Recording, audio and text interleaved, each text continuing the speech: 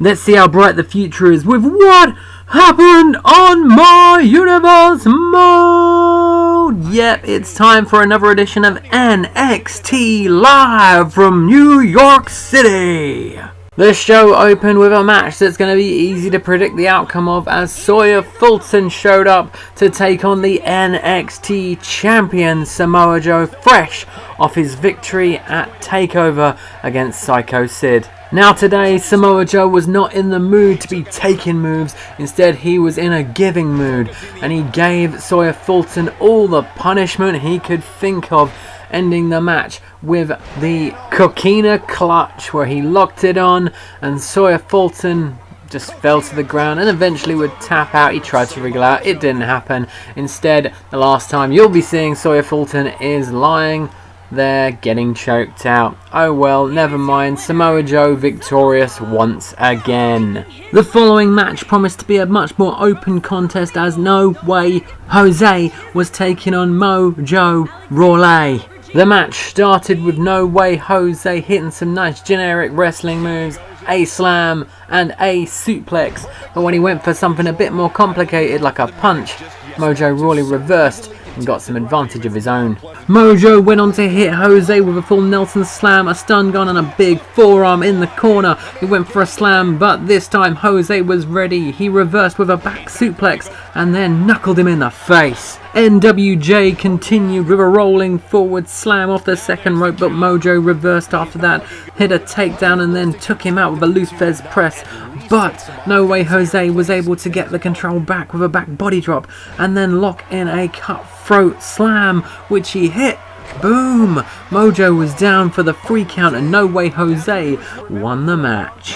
No Way Jose was obviously in a good mood and he had a boogie, but someone who didn't look too happy was Tommaso Ciampa, despite the fact that he beat Bo Dallas at the recent Takeover event. Now, I'm not going to lie here, I was going to put one of those promos where I cover up the actual words and tell you what happened, but as it happens, the promo that I wanted to say was the one he did, where he leaves at the end, because as you probably know, he's not on WWE 2K18 despite being the real life NXT champion.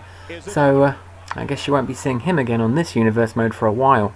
Now, Ciampa may be off, but someone who's definitely in WWE 2K19 is the NXT Women's Champion Asuka, and she had a match. She was taking on Dana Brooke, so let's see how that went. And despite Asuka's lengthy championship reign, Dana Brooke was the first one on offense, hitting a jawbreaker and a hairpull takedown. But don't worry, Asuka fans, because she then got the control after that, as she reversed a suplex and smashed Dana Brooke in the back. Following that, Asuka then draped Dana Brooke on the top rope and smashed her face in the floor and hit her with a side suplex. She was definitely in control when she hit the backslide driver, but then Dana Brooke reversed a drop kick. Whilst in control, Dana Brooke showed off her power moves, hitting an electric chair, dropping a reverse suplex, but on the next slam, Asuka jumped out of the way, kicked her in the leg, kicked her in the stomach and hit her with her ass. She then threw her in the corner and hit her with her ass again, and then locked on the Asuka lock. Admittedly, you gotta give it to Dana Brooke, she held out for a while in the Asuka lock, but eventually everyone taps, and she did just that. Asuka getting the victory via tap out. Moving on the recent NXT Takeover Brooklyn show, 2 big tag team things happened. Firstly, the Authors of Pain won the Dusty Rhodes Tag Team Classic, and Ty Dillinger and Albert beat Enzo and Cass to win the NXT Tag Team titles. Now the 2 teams will collide for those NXT Tag Team titles.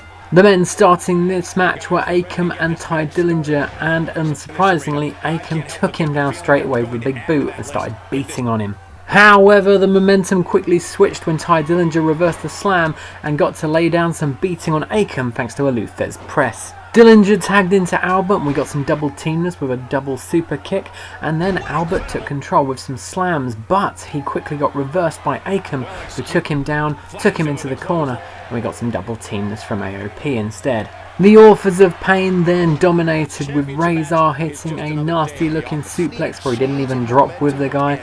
More double teamness followed with those knee to gut combos that they did at Takeover. AOP were not done though. Akam hit a nasty Samoan drop off the second rope on Albert, took out Ty Dillinger, hit Albert with a Russian leg sweep, and then brought in his partner to hit the last chapter. And just like that, the Authors of Pain with a brand new NXT Tag Team Champions. On to our main event now, which was supposed to see Nia Jax take on Ember Moon. But that didn't happen because out came Peyton Royce right behind Nia Jax, attacking Jax on the ramp. She hit a Hurricane Rana and then threw her further down the ramp. Royce nailed Nia with a neck breaker and went for a crossbody, but that's when Jax dodged and took her down again with a Vader smash. Nia Jax threw Peyton Royce into the ring, and then we got a different ending cutscene. Hooray!